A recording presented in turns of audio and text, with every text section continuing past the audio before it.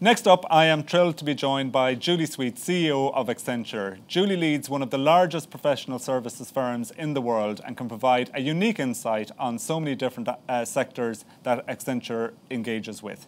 Julie, thank you for joining us today at the IDA Annual Conference. You're most welcome.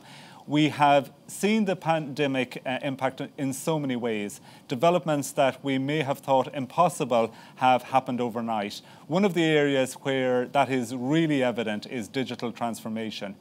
Do you see that pace of transformation continuing? What are you observing across the industries that Accenture engages with? Great. Well, thanks, Martin. I'm excited to be here. And before I start, I just want to congratulate you and the IDA on your fantastic results for Ireland, growing in every region, adding more people. We're proud to have been a part of creating 500 new jobs in Cork, but we really appreciate all the support that we receive from the IDA and you personally. So thank you very much. Thank you. It is it's certainly an exciting time as we look around the world, and I hope we'll get a chance to talk a little bit about the things that we're doing in Ireland, actually, because many of the companies in Ireland are on the leading edge of digital transformation. As you said, digital transformation is one of the things that really came out of the pandemic at an accelerated pace, and we expect it to continue. We're seeing really two big phenomenons. The leaders who were leaders before the pandemic are doubling down and widening their competitive gap even further. And there's a whole new group of companies that we call leapfroggers, who, as a result of the pandemic, made deliberate decisions to accelerate their digital transformation. Together, they make up roughly 1/3 of most industries. And the leaders and the leapfroggers are characterized really by three things. First, they are cloud first. And so they are all investing in cloud and emerging technologies such as AI. The second is that they are engaging in compressed transformation. They are touching 2 times the processes and a broad reach of the organization. And the third thing that they're doing is that they're flipping their IT budgets very deliberately from maintenance and sort of BAU to innovation. And I think people are going to be surprised just to see the results of this compressed transformation as the companies who got started early in the pandemic start to hit sort of 18 months, 2 years into their programs and really have incredible new capabilities to compete and win in the market. And Julie, as you look across sectors, are there significant differences between sectors in terms of digital adoption? Have we got leaders and followers, or does that profile that you have outlined hold true across all sectors? It really does hold true across all sectors. We looked at about 8 different big industries, and it was very consistent, and then we see it across our client base. And what I think is really different is just what the starting point is, right? And so the starting point, for example, in the front office with customers in banking or retail is different than in the oil and gas industry at the gas station, right? So, the starting point for industries is different, but the phenomenons of leaders, leapfroggers, and then what I like to call other is the same. I guess we've all learned a lot over the past 18 to 24 months. An allied issue to digitalisation is how we will all work in the future. There is a lot being discussed at the moment around the future of work. Will we return to offices? What activities will take place there? Can businesses operate a fully remote model? What are the societal impacts, mental health challenges, physical planning challenges? How do you think about all of these issues? Well, with 674,000 people, we think about these issues both for ourselves and for our clients. I really say there's 3 important things to be focusing on right now as a company. The first is how do you earn your commute? And what I mean by that is we think less about, places and, how many days someone's in the office, and we think more about what are they going to do in the office. And so we feel like our commitment to our employees is we have to earn your commute into the office. And so being really intentional when you have people in the office about how you're building culture, how you're building relationships is really important. So that's the first thing that we're very focused on. The second is leaving our people net better off. And so we have a leadership essential. We have 8 of them. And one of them is very simple. It is care for our people, both professionally and personally. And to this end, actually, before the pandemic, we had just rolled out a new program focused on mental health and stress. It was really important that we had done so because the pandemic hit literally about a month after we rolled it out. We've had over 180,000 people take that program. And it's just an example of focusing on how do you help your employees and truly care about them. The third thing that I think is really important, kind of getting beyond what is a lot of the conversation about sort of where to work and types of programs, is ensuring that people have the skills for a long-term career. So, for example, we're working with Bank of Ireland right now that was faced with both a tight labor market, and the data showed that it was very difficult to get the kind of technology skills that they needed, but also a commitment to their people. And so we're working with them to use data and insights and a technology platform to be able to assess how to upskill their people. And we think that the leading companies 2 to 3 years from now will be talking about skills as opposed to roles, and really partnering and developing internal capabilities to help all of their people continue to be upskilled over time. And Julie, from your recently published results, Accenture itself has onboarded tens of thousands of people actually in the recent past. Is that a very significant challenge in what is largely a remote world for much of that time? Well, yeah, in fact, last quarter we onboarded 50,000 people.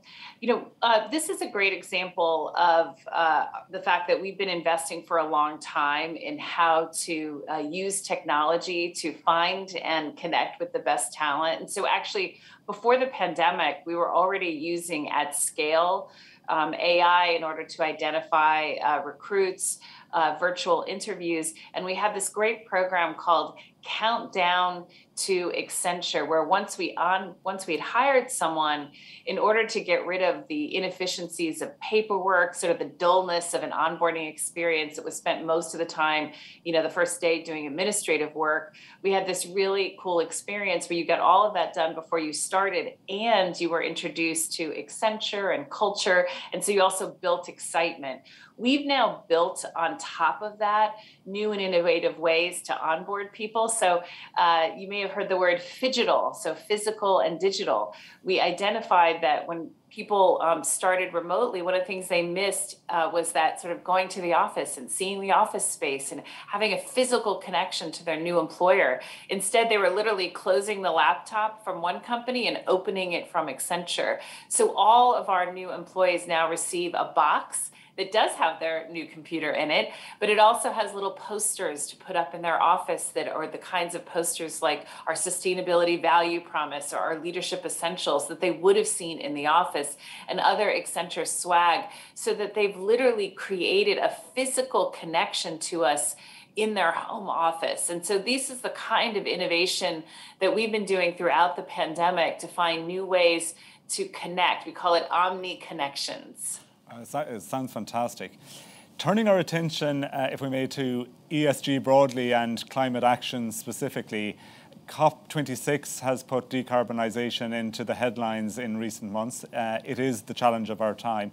To what extent do you believe that companies are focused on this at board and C-suite level? And is business doing enough? Well, first of all, I'm incredibly optimistic. I remember in the early days of the pandemic, there was a fear because of the financial crisis that companies would have to pull back from their commitments on sustainability. And I think our shared experience of the pandemic has instead accelerated that commitment. And we're really seeing companies move from commitment to action.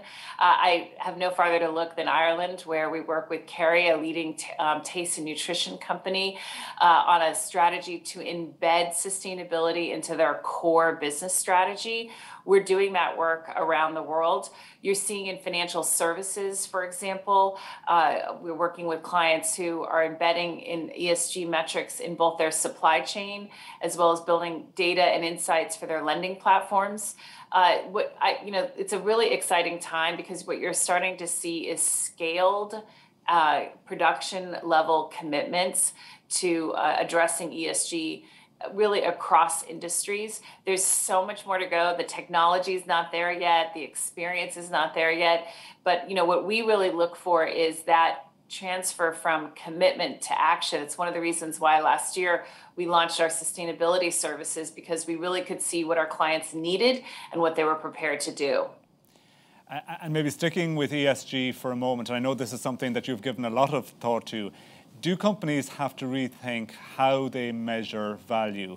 Is the bottom line still something that trumps everything else, or do we need a broader concept of what a sustainable bottom line looks like?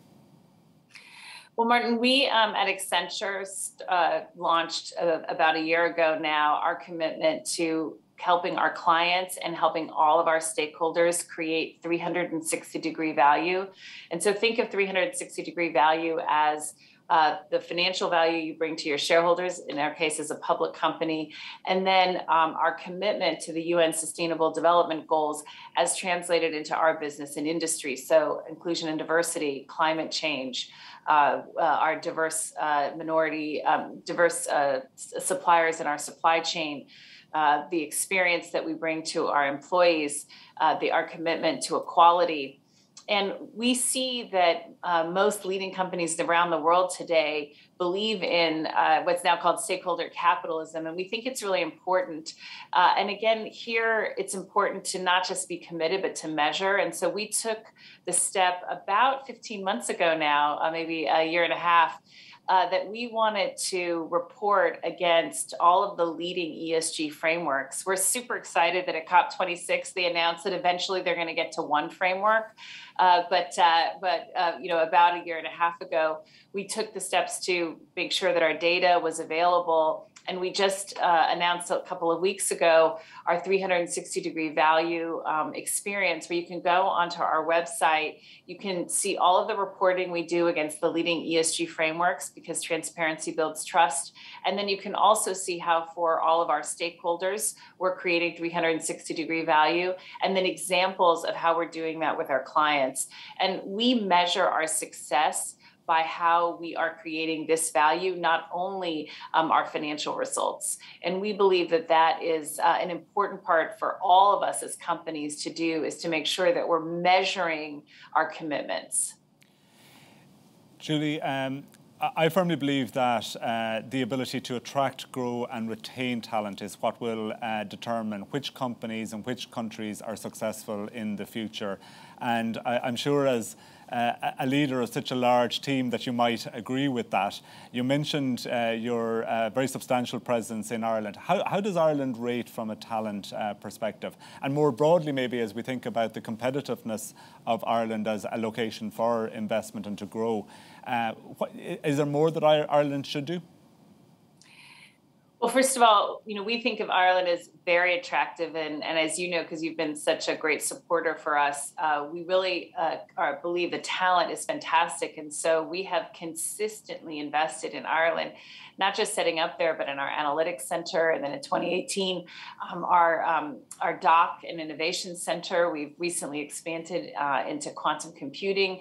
You've helped us expand into Cork, creating 500 new jobs and more innovation around life sciences.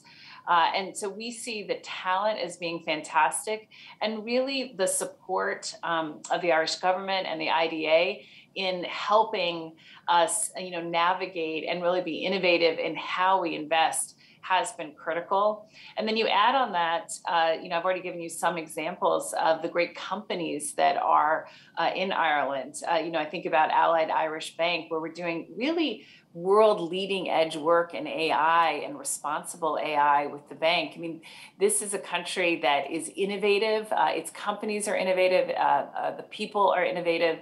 And we're really proud to be domiciled in Ireland and to be continuing to invest. Well, Julie, we're really delighted that you're here, that you are continuing to invest, and we really thank you for sharing your insights with us today at the IDA Annual Conference. Thank you so much. Great. Thanks for having me, Martin.